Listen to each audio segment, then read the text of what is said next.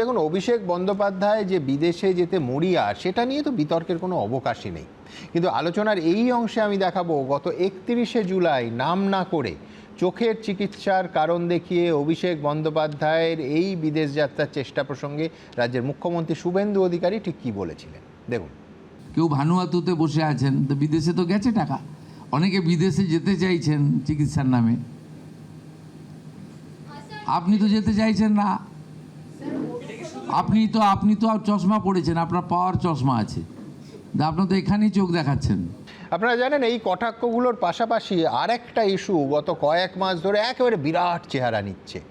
সেই ইস্যুর বহুমাত্রিক জালিয়াতি এবং বহুস্তরীয় প্রতারণার অভিযোগের সঙ্গে রাজ্যবাসী এই স্টুডিও এবং তার বাইরেও ইতিমধ্যে সবাই পরিচিত হয়ে গেছেন। তার নাম সেবাশ্রয়, এবং প্রথম দিন থেকে রীতিমতো তথ্য প্রমাণ দিয়ে এই সেবাশ্রয় ইস্যুকে যিনি সামনে নিয়ে এসেছেন তিনি অবশ্যই বিজেপি নেতা অভিজিৎ দাস ববি। আজ ববি এই অনুষ্ঠানে আসার আগে সেবাশ্রয় প্রকল্প নিয়ে রাজ্য মেডিকেল কাউন্সিলে সাক্ষ্য দিয়ে এলেন। ববির অভিযোগের ভিত্তিতেই আজ তার স্টেটমেন্ট রেকর্ড করা হয়েছে। আমার প্রশ্ন থাকবে যে এই যে এত মানুষ মারাত্মক প্রতারণার শিকার হলেন, ববি একের পর এক পুলিশে অভিযোগ করলেন, এফআইআর টানা হলো, কিন্তু অ্যাকশান কোথায়? আদৌ কি পুলিশ প্রশাসন, স্বাস্থ্য দফতর এই সেবাশ্রয় ইস্যুতে তাদের যথেষ্ট তৎপর মনে হচ্ছে ববি? আমি অল্প সময় নেব, তার মধ্যে যেটুকুনি বলছি আর কি।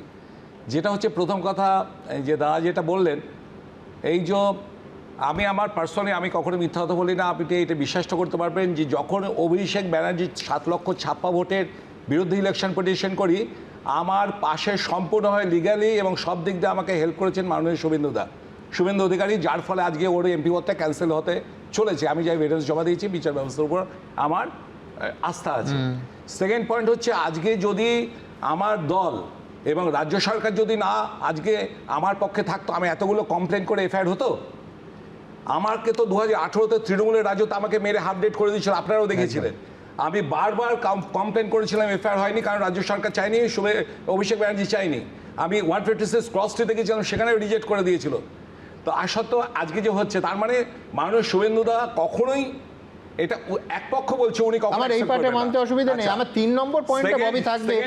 আপনি একটু আগে বললেন যে তৎকালীন স্বাস্থ্য সচিব কি করছিলেন, তিনি তো এখনো আপনাদের এই বিজেপি সরকারেরও স্বাস্থ্য সচিবই আছেন। দেখুন, অ্যাডমিনিস্ট্রেশন সবে এসছে, সরকার খোল নলছে, বদলাতে এর জন্য একটু টাইম দিতে হবে।